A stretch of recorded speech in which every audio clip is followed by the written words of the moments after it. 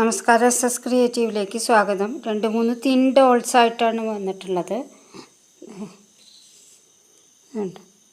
ബഡ്സും റീഫില്ലും തമ്മിൽ കോർത്തിട്ട് പൈപ്പിംഗ് പീസിൻ്റെ ഉള്ളിൽ അറ്റാച്ച് ചെയ്ത് കോർത്തതാണ്.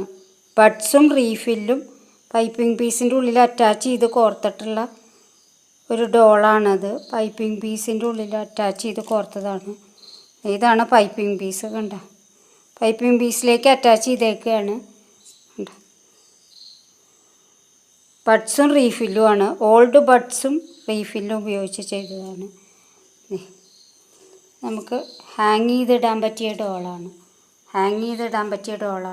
കണ്ടോ, ഈസി ഡോളാണ്.